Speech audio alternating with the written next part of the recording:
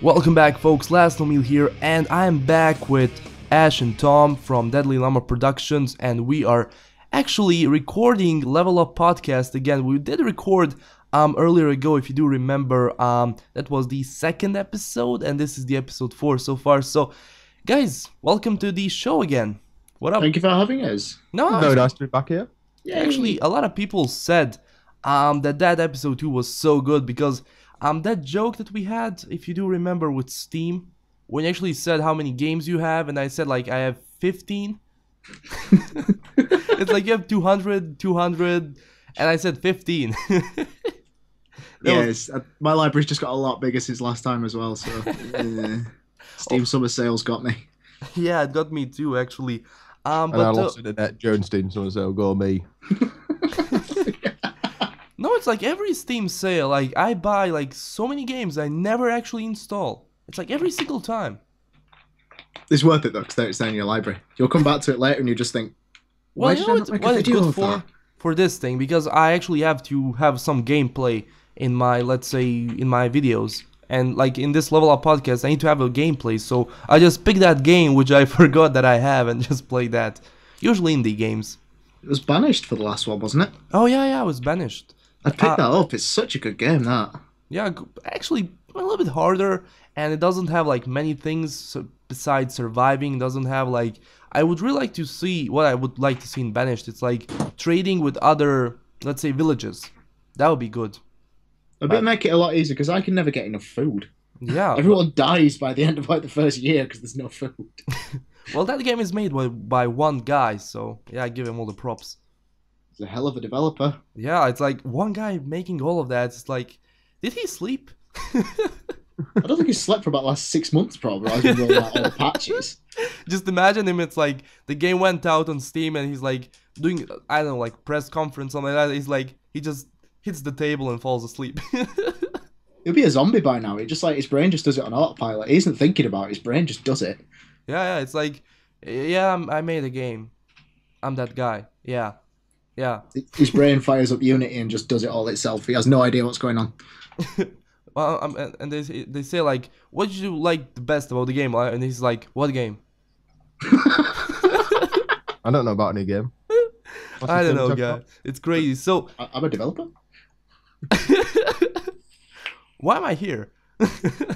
That's kind of like the first time when we started doing Dead Llama. I was just kind of there, just like every time I got a call off Mouse, it was like, Asher, you got any more footage? What's footage? Don't you remember you put a video up yesterday? Did I? What was this video? I never remember putting half of these videos up that I put up. How do I edit? Yeah, it's so hard to get used to it, right?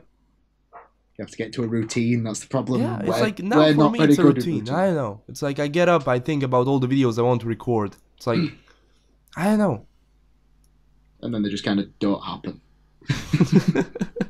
Well, life gets in the way. Yeah, in this podcast, as you all know, we have 3 topics. Sometimes we had 4, but it goes far too long. It's like you have to render that and upload that. It's like rendering is good, but uploading is like that shitty part. So the first topic for today is cheaters in video games. What do you guys think about that? Ash, I think you should take this one. What did you say again? I didn't hear that. Cheaters in video games. Yeah. Cheaters in video games. Yeah. There's a lot of them. Oh, well, to be honest, I've played obviously a lot of multiplayers and stuff, and the first time I properly encountered cheaters was when I was playing Call of Duty 4, and it was just when, do you remember when all the hacks and stuff just started coming out for Call of Duty 4? Oh, And yeah, the game yeah. was got And invaded I remember by- one of them on the PlayStation was you had to basically hold down both the R2 and L2 buttons, and it made you basically go no clipping. You could just fly about everywhere. And I didn't know about this till I logged on. And I logged on, and there was just some random guy hovering straight in front of me. And there was a team of 12 people all trying to kill this one guy that was hovering in midair. And eventually, after a week, absolutely every single person had this hack. And at first it was kind of funny, because at first it was like, what the fuck is this? And then it kind of turned into like, oh, for God's sake, this is getting boring. So it depends what kind of cheaters are. If the hackers that are doing it basically just to get ahead, then it's irritating as all. But if they're doing so stuff like there was another one in Call of Duty 4 where you could like change the colour of the sky and make it go disco and stuff. Yeah. For no apparent reason. It didn't do anything. It didn't help you. It was just kind of weird and it was kind of funny. But it kind of depends on the cheater, in all honesty.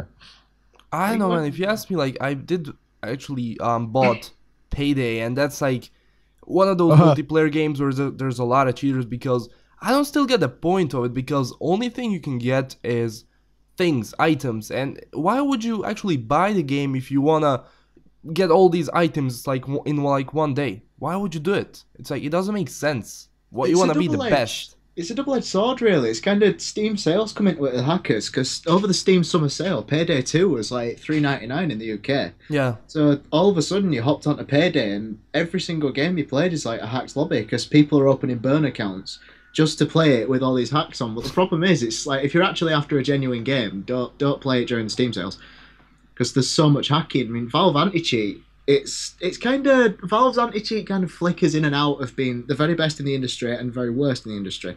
It never accidentally bans someone for cheating when you're not cheating, so that's good.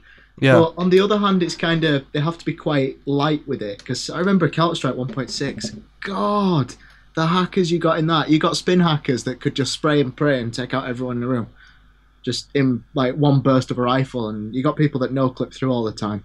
And it kind of, for a while, there was no hackers, and then they kind of sprung up with tons of hackers, then none. It kind of peaks and troughs, really, but that's just kind of the way it goes with PC gaming, because it's an accessible platform, it's moddable. People they hack. It's just part of it, really. It's part of gaming. Yeah, I think actually the best thing actually people could do is actually just give them a kick option in every single multiplayer game. And if there's like a bunch of hackers, just kick them. Just like that. Because in One of the Payday most- you have a kick option. You can actually kick whoever you want. Can you imagine One the of the abuse? most, that you what get, you call it, one of the most irritating hacks I've ever come across, and it's actually back on PlayStation again, and because I've never really come across that many hackers on PC, because I play quite a couple of I play Battlefield 4 and League of Legends. League of Legends, I've never seen a single hacker. Yeah. I don't even know if anybody's ever actually managed to hack it. There probably has been, because there has been like reports of it and stuff. But on Black Ops, on Call of Duty again, if you're on Black Ops, there's a currently a hack, and obviously they've stopped supporting the game now, so it's never got to get fixed. And basically what it is you get invincibility and invisibility. Oh, And God. it's basically God mode. So, but you don't get it that much. The only game mode you will get it on is Search and Destroy. I mean, if you don't know Call of Duty, Search and Destroy, basically there's two teams, as always, and there's two bomb Yeah, I sites. know. Basically, you have to destroy the two bomb sites. Yeah. So what these people with invisibility do is go sit on top of the bomb site, invisible, and pretend they're all pro and no 360 no scope MLG faggots, all this kind of stuff. And they just sit on top of the bomb sites and basically sit there and kill everybody that comes towards the bomb sites. And I can't see. I'm going to swear, and I'm going to swear a lot, and I do apologise, but I can't fucking see the point in it, because it's like, what is the point in going in and wasting your time and then wasting everybody else's time? Because you can't win, because it's as soon as you die you don't respawn. So as soon as he's killed all 12 of the people, that's it. And the other team is never going to win if they've got one of these hackers. Wow. But it is entertaining when you get two hackers on the same team and they're just kind of running around like fucking headless chickens because they don't know what to do. But it's just so irritating. It's just people just need to find something else to do but hack games. Because I'm there to play a serious game and have fun, and these people are there to simply fucking piss you off. That's Yeah, like 6 every weeks single already. time. It's remember just when, stupid. I used to play Modern Warfare 2. I was addicted to it, playing it on Steam. And I was trying to get up to what was the maximum level again? Was it 100? Or was it 70? I can't remember. Yeah, I think. Yeah. So I was trying to get to there because I wanted to prestige for like the first time in a Call of Duty game. So I went back to Modern Warfare 2 and it sort of get really popular again when Black Ops came out, and it was a disaster. And I ended up hopping into a hacked lobby, and all of a sudden I'm 10th prestige, all the emblems, all the everything, and I was so pissed off. I was so pissed off. I ended up having to disconnect from the internet really quickly, roll back to a previous version of the file, get that to resync to Steam, and I lost like 30 ranks. Wow, that's I was bad. so irritated. Just You got me pissed off with me, because I actually used to do that for people on Black Ops. It was a hack that, do you know when you could like share the videos and stuff to people?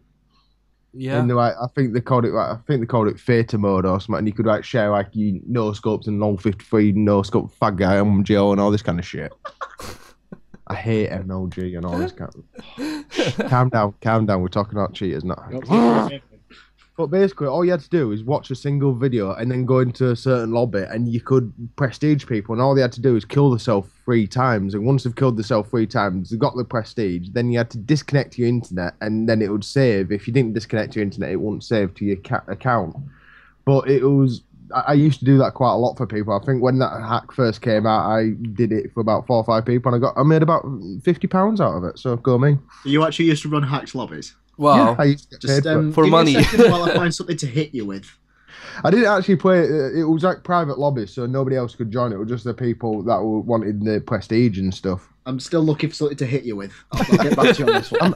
The reason I did it is because I made money out of it. That's the only reason. I know that's even more of a dickish thing to say. So we've just lost probably about 10 subscribers out of me just saying that. Sorry. Large or sharp? I can't decide. Well, guys, we have to end this podcast. Yep, that's it. Done. Hacks lobbies. Now get Yep. this Yeah. fucking dick out of my face. That's actually the Goddamn worst thing for hackers, people it's actually always who fun. don't hack. It's like they're going to get rewards if they have a hacker on their team. It's like they're going to prestige, or they're gonna have high levels, they're gonna finish the level in like 10 seconds. I don't know. I think something that I reckon would probably be a pretty good way to solve it would be like to put a bounty on it. Like if you report a hacker and it gets investigated and they were actually hacking and they get banned, what if you got some kind of reward for it in game? Riot does that, I think. Because it encouraged, well, they do that to try and clamp down on toxic players. But the problem is with League, me and Ash play a lot of it. You basically get the team when, sort of, if you're playing a lane and you're not doing particularly well, you're just getting your ass handed to you because the team's not cooperating properly or people are raging and don't want to help you.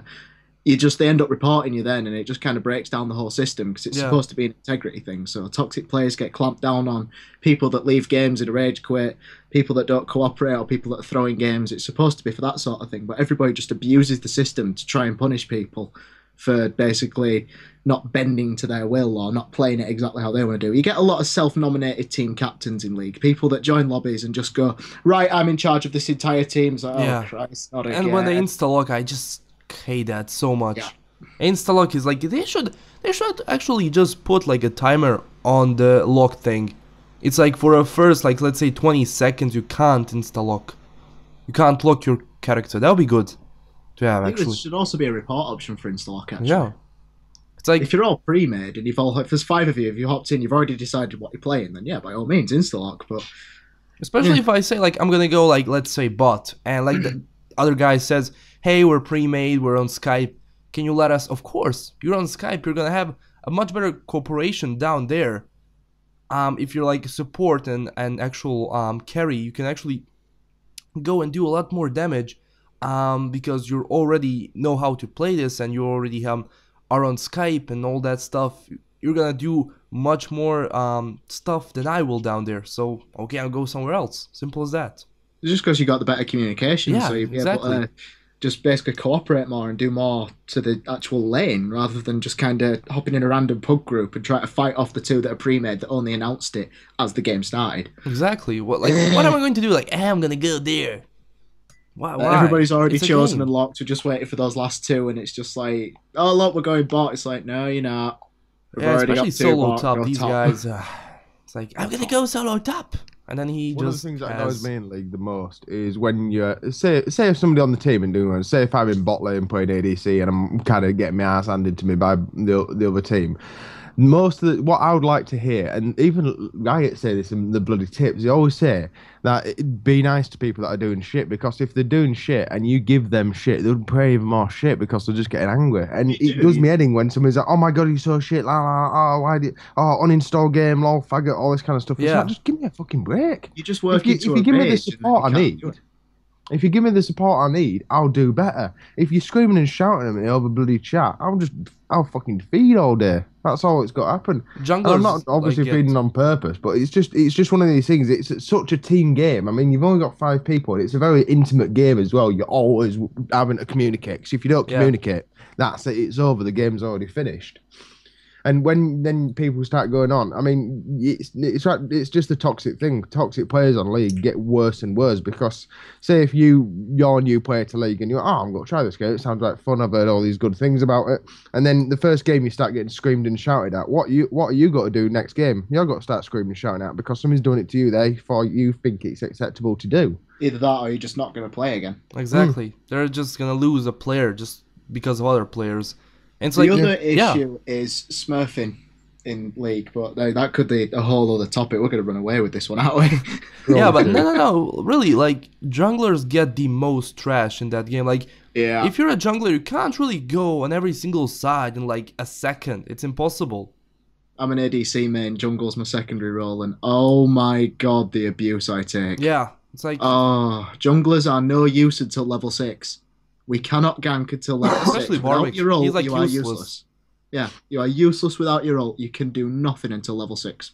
The problem with that though is some junglers don't need the ult whatsoever. I mean, it's like for example, Shaco, he can just solo jungle from a lot of jungles. Obviously, they need the first blue or the first red. They need help with it, so they don't just lose all the health and they have to go straight back to base. But with Shaco, he's one of these where he can just keep running around jungle, putting his things down. Tryndamere can heal himself, so he's pretty damn useful, but he does need his ult to tower dive. yeah. And Warwick is pretty good without his ult as well, as long as you time it right. But They it have to just be able to depends, get on the obviously. It's not. I can't really call it a balancing problem, especially on Riot's behalf. It's just it's a community issue. It's a culture one more than an actual game one. The problem is that like MOBA culture in general is just so toxic because we're always looking for people to blame. We're all guilty of it. We all do it. But the problem is that some people just take it way too far. Way too far. Yeah, just imagine if they added like that voice option in League of Legends. That would be Oh god. Oh god. oh that First would thing be I'd do is mute that. yeah. It's like First that would thing be I'd do impossible. every game is mute that. It's like Call of Duty. Counter Strike has that, and I'm playing that. And let's say if you're like playing you guys play Counter Strike, Global Offensive. Yeah, we play a bit of that. Like I play like let's say any game mod, and if someone just fucks up just one little thing, just one thing, Bam. they like start shouting on him. It's like the microphone. It's like I can see it on my if I'm recording and that happens. It's like I can see a spike in my audio. It's like off the scale. It's impossible to play. Well, there's a bit to drop out the video. Yeah, it's like every single time. It makes it quite awkward for streamers as well. Yeah, it's like those streamers do like have to like sometimes even pause their recordings because of that. It's a good job like profanity doesn't get you banned from like Twitch, otherwise there'd be just basically nobody that Yeah, stream nobody would stream actually Call of Duty or Counter Strike or anything. or League. Yeah. Short of putting a black box over the chat box in League, it'd be impossible to play on stream. Well, they would just only play like let's say single player games. Yeah, that'd be the way to do it. Like every single time. I know it's especially in oh god, I can't remember. It's like ranked in League of Legends. Yeah, ranked. If you like, I don't know, like these guys, like I have nothing against I mean new players, but let's say they played a little bit and they didn't get the champion so well, and then they still pick him in ranked game, and they fail so much. It's like I don't know. But we got off this topic, like we were talking about cheaters. Now we're Now we're going on about mobile. now we're in the LOL talk. It's like We did this last time as well. yeah, every single time. It's like in every podcast. I've been watching some gaming podcasts earlier, and it's like they start like let's say with apples and they end up with oranges. Sooner or later, it becomes a lemon. Just imagine talking about like let's say League of Legends. You end up talking about the toothpaste for some reason. Oh, to be honest, my favourite toothpaste is that whitening toothpaste. It gives me a No, smile. no. But are you guys ready for the next topic? Because we already drained this one too much. Ready indeed. Is PC gaming only for the rich? And why did I say this topic? Well, because new games like let's say Shadow of Mordor, they said that you need to have like 6 GB card, the Titan, to that actually ridiculous run it speed on memory. Ultra. That was on 4K, I think. Yeah, also the Evil Within and Murdered Soul Suspect need. Mind if I lead this one, Ash? Yeah, Yeah, go for it. Yay. I think with PC gaming, it's the whole point of PC gaming really is that you can unleash the very maximum potential of powerful hardware that you can for your games. The idea of a PC is that it will help a game be realized exactly as the developer wanted it to be realized. And Minus Ubisoft. minus Ubisoft. Yeah. I'm calling you out here, Ubisoft. Just expect more. Black Flag. Yeah. The problem is there as well. Well, it's not a problem. It's actually a good thing. Is that the PC can downscale, so you can downscale your quality options. This sort Yeah. of thing. That's how it's supposed to be in an ideal world. The problem lately is that so many developers have got it in their heads that consoles are the one and only way of the future. The PC gaming is already dead. If PC gaming was already dead, why would Nvidia have launched the new Maxwell architecture? Why would Intel be making the new i5s and i7s? Why would they be making the 2011 socket just ridiculous? Why would AMD be starting to launch new architectures for the CPUs and GPUs? Why would mental. there be people buying ridiculously powerful memory, graphics cards, motherboards? Why would people be water cooling? It's this sort of thing. It's the problem now is that it's not the PC gamer's fault. It isn't our fault for having this hardware. It's not the manufacturer's fault of the hardware for producing underpowered hardware, because that's not what's happening. The problem is that developers are now getting so lazy because they have consoles that they can develop for. So they've got a really tight knit hardware profile, so they can drill right down at the code and optimize it for that particular hardware, and it'll work on all of them. For the PC, you need to add sort of lower poly models as you go, sort of down in 3 or 4 stages for ultra quality all the way down to like low quality. And there's so many developers now that just cannot be arsed doing this. So at one point I would have said no, PC gaming is the way to go for value.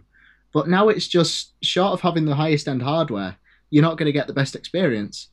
So these days I do honestly think that PC gaming is sort of becoming a more niche market purely because developers are trying to make it that way.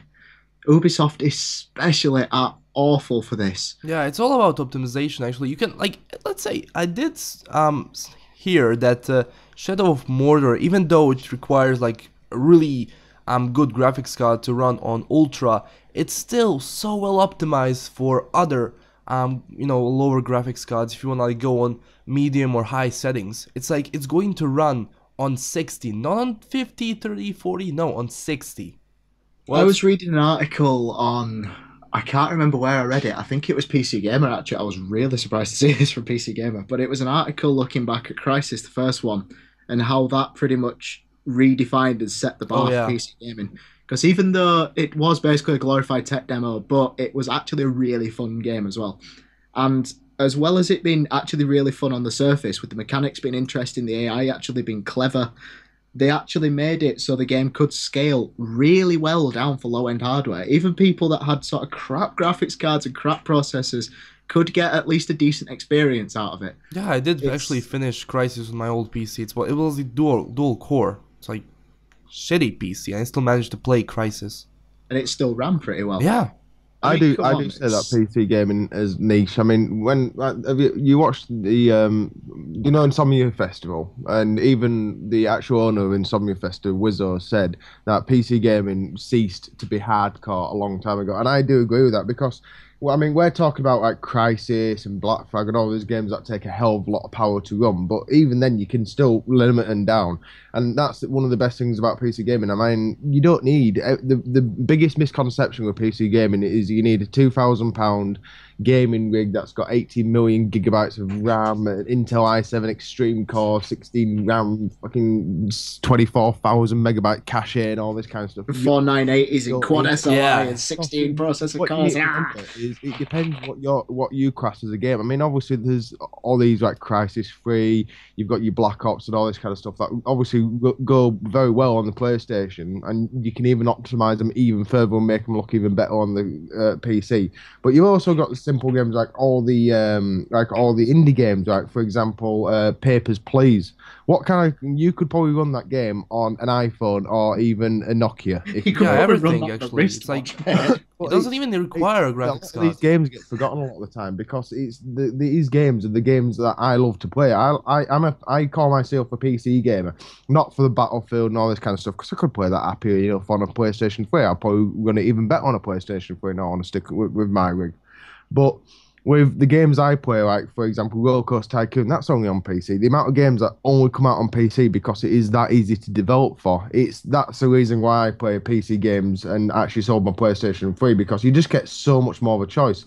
And it is a complete and utter misconception that you need to be a millionaire or have loads of money to build a PC game. Just literally go to your grandma's, nick a 10-year-old Dell computer with the CRT monitor attached to it, and install Steam, go through the all indie games and go for game like Banished. You don't need that much to run Banished. You don't need any you don't. to run Apple's plays. It's these kind of games, like even League of Legends. You can play League of Legends on a laptop potato if you really want to, because they've purposely optimized that game, and they've been doing it ever since each patch. They've been going, okay, we've made it better so it loads up faster and runs faster and older. They never say, oh, it works brilliant on the ultra high definition 4K displays. They always keep saying, okay, we've optimized it that bit better now, and it loads that bit better for older PCs, which is why the only problem is loading. Yeah. Yeah, you'll get a lot of abuse for loading if you're playing it on a potato. But you can still play it though. I mean, I've got my mum's old laptop downstairs. It doesn't even have a dedicated graphics. It's the Intel chip in it is the Pentium 4, I think, or something stupid. Yeah. And it runs 30 frames per second, obviously on low settings, but it still runs at 30 frames per second, which on League is, for me, is unplayable. But if you're going into League or wanting to play PC games, that's perfectly fine. Plus, can I just mention that League of Legends is still a free game, and you don't have to ever buy anything. While if it was on PlayStation 3, it would cost you £60 at launch. You don't ever have to spend any money on it. No. I haven't spent any money on League. I've never you can only buy in skins and stuff, and it's all the extra stuff which doesn't actually make a difference to the game. They've got freemium perfect. They've done it perfectly. Only boosters are like something I sometimes take a booster, but only for actually IP, not XP, because I don't need it anymore. I bought an XP boost, but that was with the 250 RP that I got for free when I first signed up for the game last year. It's the thing that does astound me though so much is that there's so many tools for developers to make games that are pretty much optimized out of the gate, ready to go. Like, you've got Unity, fantastic IDE for games. It's got a code editor, it's actually got, like, you know, scene makers, all this kind of thing. It's not the best for 3D modeling, but yeah. You've got that, ready to go out the box. Rust is built entirely on Unity. They've had to do pretty much no optimization to it, but they do need to do some more. And I do believe that Rust runs pretty good. Rust works in Unity, it runs pretty well. Lately it's getting a bit sort of mad. They need to optimize it a little bit, but there we go. Not much. It's got it this far. They got Unreal Engine 4. Wow. Yeah, Unreal Engine, it's like... It comes with a really easy to use editor as well if you buy the license for the actual engine, and you can make a game like in a day, but it'll run really well. It'll be ridiculously pretty. Only problem is now with the... You know, Unreal Engine wasn't that cheap when it came out. It's not even cheap now because it's so good. But still, I mean, I don't know. It's like some AAA games need that engine. Don't make your engines with that doesn't work. Use an engine which is right there. Exactly. It's the thing is with that though. It's like Unreal Engine 4, $19 a month plus 5%. So I presume that allows for a bit more pricing for like big studios. But that is nothing compared to the cost of developing an engine from the ground up. So why do they just not do it? I don't know. It's like they would just wanna. It could be something with economics and sale. I don't know. It's like their excuses for producing business. Badly optimized games are fast running out, and there will be some big shake-up of the games industry soon. And these developers are going to get shot for the shoddy parts they're bringing out. Well, Ubisoft, especially. Yeah. If you ask me, like Frostbite is a good engine. Frostbite engine. Yeah. I don't think I've heard of that one actually. You've not heard of Frostbite? Google Frostbite. Google it now. I'm doing it. Frostbite. We'll let him do the Google search. I'm not gonna help you. Frostbite games. All right. Ah, Battlefield 4 uses Exactly. Oh, so that's the engine. Right. Yeah. It's pretty good, and I do believe that actually every guy that has an AMD card is gonna be able to get like 50% more FPS if he uses AMD with Mantle, and every Frostbite game which runs on Frostbite engine. Well, Frostbite runs. It's one of the few that's actually got Mantle support in it. Witcher 3 is going to be Frostbite, I think. Yeah. Mantle's awesome. Yeah. It makes Battlefield 4 run pretty well on a 270X. Yeah, I can't wait to see more of it, actually. I would like to see what else they can do with it. Have I made the wrong decision going to Nvidia? Come on, AMD, prove me wrong. No, I just went with AMD this time. It's like, Nvidia, I mean, the only thing that I lack a little bit is physics, because I have to use CPU to run physics, but still. I definitely say Nvidia for sort of the high end of the flagship stuff, and AMD Yeah. for anywhere below that. That's what I'd say these days. And it's like Nvidia is so goddamn expensive. It's crazy. So what I'd like to do right now, I'd like to give a quick buyer's guide to somebody that wants to start PC gaming, if you don't mind. Yeah, sure. Okay. A, go get your grandma's computer. B, nick the motherboard out of it. C, get an AMD CPU because they are cheap as out and can pretty much a 4-core CPU can run any game you want it to. Yeah. Go buy, I don't know, probably HD 5770 or GTX 560 or something there, probably about £100 at the moment in time. Buy a 250 gigabyte, 50 gigabyte hard drive. That'll probably cost you 10-20 quid. Buy a couple of gigabytes of RAM. Yeah, a couple of gigabytes of RAM, power supply, and if you want a CD-ROM drive, and you've just spent about £300, cheaper than a PlayStation 4 that can run PlayStation 4 games. And now you've got a PC which can run pretty much anything you can get your hands on with an executable. Yeah. Well, I guess people that buy consoles, or maybe they're not actually having a problem with PC, but their only problem is how easy the consoles are. They just buy the game, plug it in, and that's it. They don't want to, I want to do that, I have to see if my PC is able to run it. That's why kind of, PC gaming is going a little bit down. Consoles are a lot more accessible. Yeah, exactly. It's kind of people are happy with the limitations, and I do think that we're crossing a new sort of generation gap now. I've noticed there's a lot of younger people at like the Insomnia festivals that we go to. You get like a lot of younger sort of kids there. It's I saw in one of the lounges, I think it was at 51, I-51, that there was actually a kid who was about maybe 10 or 11 years old, and he was sat on a gaming rig, hammering away on Counter-Strike, and his dad was sat next to him in the same game. That was just awesome. That's perfect right there. That shows you, though, that it's probably his dad that got him into it, though, isn't it? Exactly. So I think it's our duty as gamers, if you do ever have kids, and I can imagine a lot of people just gone hidden behind the sofas now, if you do ever have kids, just please raise them on games. It's like it is the accessibility problem with cost. If you get a PlayStation, you buy a PlayStation for 400 quid, you plug it in your TV and you're away, that's it. With a PC, you have to actually shop around a bit, do your research. Maybe it's quite complicated. Go that step further, start actually building your own PC so you can make it the specs you want. But it's really not that hard. I mean, you can throw together a decent PC within an hour. That's time now, but it's still the idea that going into a PC with bare circuitry everywhere is a bit scary. You can understand. It's only people, like older people have those problems with, I don't know, like 30, 40 years old. They have a problem like assembling a PC. It's like... The only time that PCs actually get difficult, it is all really straightforward. Everything's just got connector. It's like, well, these pins look like they fit in there, and chances are they do. Maybe thermal paste is like the hardest for them. Yeah, just applying it. Processor. Yeah. Well, heatsink rather. You don't put the paste on then the processor. No, not good. Do CPU or processor, thermal paste, cooler. Done.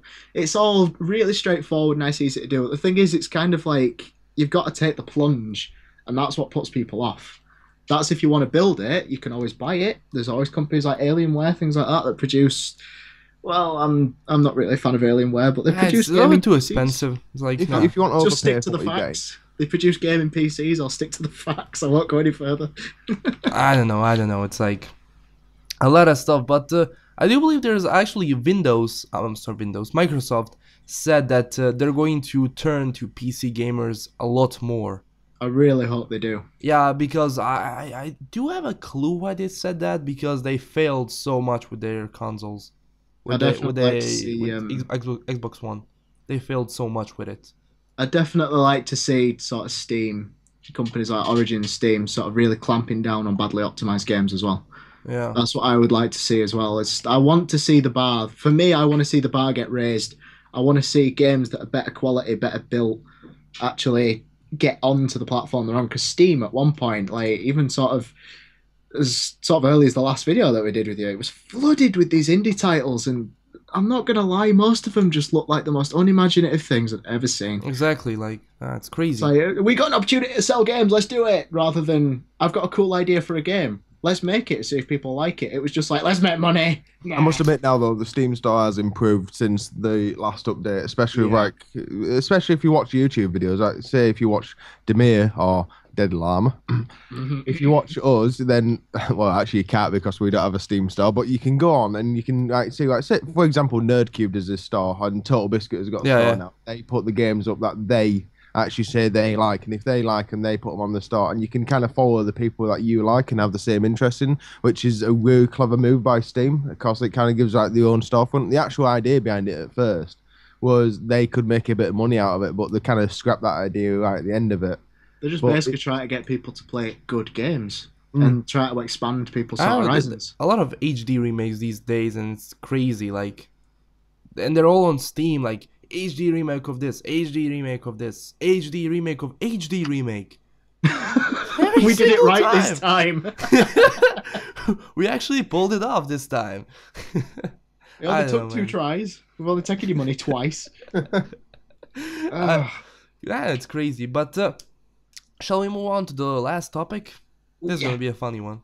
Ooh. Because in the spirit of all that Halloween, which is coming out soon, best horror game that you played ever? Slenderman still gives me nightmares. Yeah.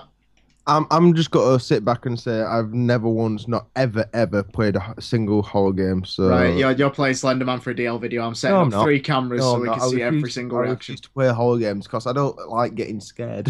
You're playing Slenderman. I'm just gonna gently rub your shoulders while you do it. Those will really freak you out. And then we're gonna have cameras everywhere so we can watch your face kind of twitching and getting really scared and going white. And I'm also gonna turn the lights off randomly at one point. So Slenderman for you and for you? He's never really played a horror game. He's too much. Well, I don't like horror games. There must be one game. There must be that one game. I've played no, because I played like I remember when I bought the hell was it called now? Silent Hill. I bought Silent Hill on PlayStation 1 and it was all foggy and I turned it off straight away. I'm not even joking. I got scared of the fog and gave the game back. There is a game. There is a game for everyone. Foggy every night. I am awful, absolutely awful at horror games because I literally would just probably pee myself. Yeah. That's why we need to film it. I know Outlast. But I like this chair. We'll put a bag over it. It's all right. Scary. Slenderman still gives me nightmares, but other than that, I don't really play horror games. I played that once, I got bullied into it, and I really wish I just took the bullying instead. No, but just that smooth face is always looking at me. But when I actually play a horror game, I don't want to see only jump scares, like something gets in front of a screen. That can scare anyone. It's simple, but what I want to see is the atmosphere. It's like Outlast did it for me so good. It's like whatever you see a window and you think someone is looking at you because you're actually alone in that facility. That's what I like about a horror game. I can't remember what it is. I read a theory once about like horror. It was something to do with the 3 U's of the imagination. It's, was it uncanny, unknown, and unfamiliar? Is it something like that? And you have to kind of play on all 3 of these. It's like just jumping out and going blah. Like you say, that scares anyone because it's unexpected. But that's not really kind of a horror thing of the brain. If you're doing something like this, the feeling of something's there. If you can pull it off, especially like being watched. Nobody likes being watched. Sort of just tracked really would be more the word than watched, because why are we on YouTube if we don't like being watched? But it's the same thing with movies. What I don't like about horror movies is when I see a known actor, I can't get into it. Because when I see those actors which I never saw before in any movie, it's like I get into it because I don't know them. They could be anyone. But when I see, like, let's say George Clooney in a horror movie, it's like, he's gonna do that, he's gonna die, I know him, so it's not scary because I know that he's like there. There was a movie that it was one of my old managers actually at a place where I used to work. He told me about it. It was The Purge, that one where all crime is legal basically one night of the year. But that was actually a surprisingly scary movie. It was a thriller, not a horror. But it was actually pretty scary because it had that tension to it and they kept it up. Especially when they were preparing jump out for and it. go blah. It had a feeling to it that just messed with you constantly. It was brilliant. Especially when that, it's like like 1 hour to purge, and you see all those guys running. You have to get home. I have to get home. Imagine get stuck in traffic then. Oh. I don't think, well, considering that it'd be like 60 minutes until all crime is legal, I'm pretty sure I'd be able to run a red light and just be like, purging an hour, officer. I would just run. But then the officer would probably just pull out his gun, shoot in the face. It's just gone past the purge bit, and he's just like, yeah. Oh dear. Demir, what was that? What do you call it? What was that game you played that was Oculus Rift support? I can't remember what it was called now, but I was watching one of your games. I'm just looking for your bloody YouTube and I can't find it. But I was watching it, and it was one where you like kind of walked through like a mine and stuff, and then you came out to like a town and stuff. Oh, just give me a Grave. It's a newer game, right? I watched about 10 minutes of that and turned it off because I was shit scared. I think it was Grave. I think it was Grave. I don't even class that game as a horror game. That's the thing, and I couldn't watch that because it was like when you got to that thing when it started hovering and stuff like started walking. Oh yeah. Wild West and Aliens. Myself. Grave. I was shitting myself more than you were. Yeah, that's so how bad good. I am with horror games. It's like, I don't know, it's desert, and I just get out that barn, and there's like a city, right? Yeah. Yeah, it's Grave. You can actually download it. Even Minecraft gets bloody scary at some points. Oh, creepy noise stuff. Yeah, but not that much now. We're kind of getting a bit conditioned to it now, but it's sometimes like we've been filming a new series with a mate of ours, which I've got Premiere open at the minute. I'm just sort of doing a couple of quick tweaks. Yeah. And it's just basically we play Feed the Beast, and oh my god, some of the noises and like some of the mobs that we never see. Jesus. Actually, There's never about played 4 or Feed 5 the times Beast. in the space of 10 minutes when we were playing that game. About 4 or 5 times, you just hear me in the background going, "The fuck is that?" You just scream. There's so many bits where you just scream. That's why I used to be the miner when I play with my friends, when I play Minecraft, and that you have a builder, you have that guy who's just there, and then you have a miner. Which That's Ash. Ash is the miner. He's chief miner. I just like to go down there and explore caves and stuff. It doesn't scare me that much. I don't know. It's like it used to scare me when I was a kid. I used to play Minecraft. He can't cope with horror, but yeah, he'll go down a mine and you'll just hear him scream constantly when he sees creepers or whoever it is. Like, what is that? Well, they can still pretty much scare the shit out of you because you can't hear them so much, and then it just. It's just I don't get it how your mind works, Ash. You can't deal with horror, but yeah, right. happily go explore mine. For example, last night I was on our server with Pando.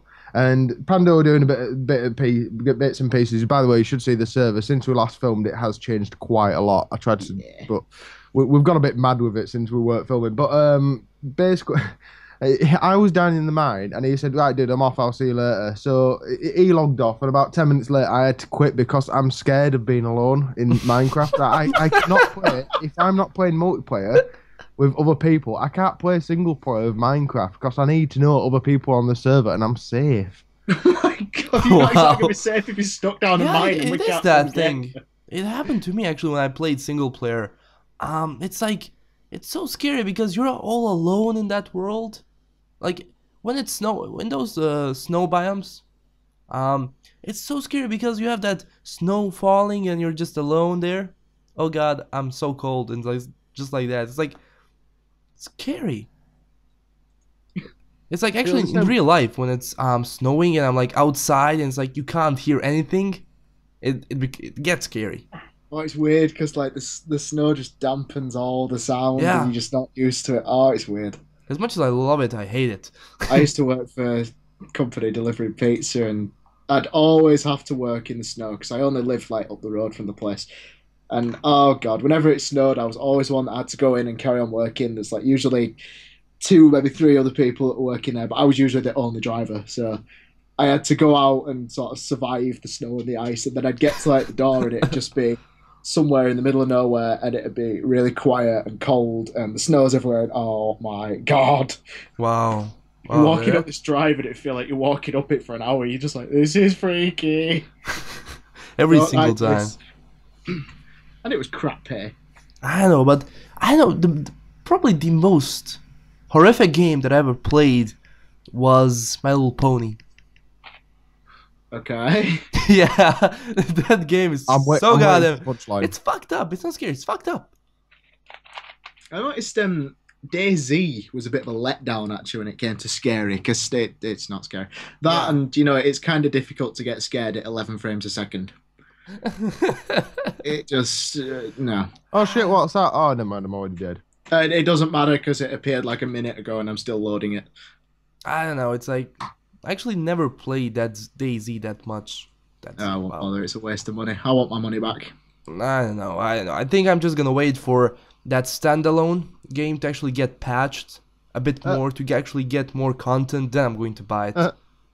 When Rust was still in Legacy and it had the zombies in it, that got scary sometimes because they were pretty clever. If they saw you and they followed you, they would find ways into your house. And whoa, there were more than once I kind of like just crafted something. I turn around and like there's this shadow there, and I'm like, oh god, a zombie got in. Oh, it was scary. It was really scary. I don't know. Forest is scary if you play that game. Oh god. I haven't played it. It looks a bit. I'm not good with horror games either. I Ah. must admit, I'm not good with them. I've played them, but I'm not good with them. I watched was it Jacksepticeye? I started watching a bit of his stuff on Forest, and then I couldn't bear to watch yours, Demir. Sorry, but it's just one of them games where, especially when the people that come out of nowhere, and oh god, it's obviously with DayZ and stuff. DayZ don't really bother me that much because there's other people on the server. I'm more scared of the other people on the server nicking all my shit rather than the zombies, or feeding me a rotten banana and killing me by death by banana. But That Steam review has just gone viral. yeah, it's amazing. I don't know. It's, I just like after Outlast, every single game which is like scary, it's just a disappointment. I'm just waiting for some indie title now on Halloween to play it because they did say that there's a lot of indie titles coming, which are going to be kind of scary. So I'm gonna wait for that. Hopefully we get some kind of special Left 4 Dead patch which makes it scarier, and then we're going to have to play that on stream. Yeah, that's actually good. So, were you guys ready to get off? Because we actually are talking for 45 minutes. A little bit more, actually. 47 minutes. Woo! We Wow. derailed it! Actually, this podcast was so dope. Awesome! We did a good. Again. Yep. So, guys, don't forget to actually go and comment down below what you think about this podcast. Don't forget to actually go and subscribe to Deadly Llama Productions. Am I mistaken? Woo! Yeah. Subscribe to LastKnownMeal as well. Yeah, so don't forget to go there. I left all the links down below. You can follow them. I do believe you guys have Twitter and Facebook. Yes, we do. We'll give you a link to that. Yeah, sure. I'm going to leave all of that in the description. You can go follow them up. They have some amazing content. They now started playing League of Legends, which is so good. And Yeah, actually, Rage. So those highlights, I like them. You guys are pretty That dope was kind in of a that spur game. of the moment thing. He just came on and I was just playing League and just started recording. I wasn't even aware of it half the time. So And it just worked. Apart from the first one where the audio was too quiet from Mumble because of its volume. Yeah, it's like drop. getting audio for the first time. It's so hard in every single game. It's like you can't sync it so well, especially when you're recording like a podcast like this. You have to really think about every single thing, and it's like if you're using a new program, it can get fucked up, and it's. It's all trial and error. The joys of YouTube. That's why Twitch. I don't know. It's like Twitch and YouTube, and they're quite different platforms for everything. It's like I don't know, but that's another topic. That's another topic for another podcast. So guys, LastKnownMeal signing out. I'm gonna leave you guys to actually say goodbye, and we're off. Thank you for watching, everyone. Bye-bye! bye.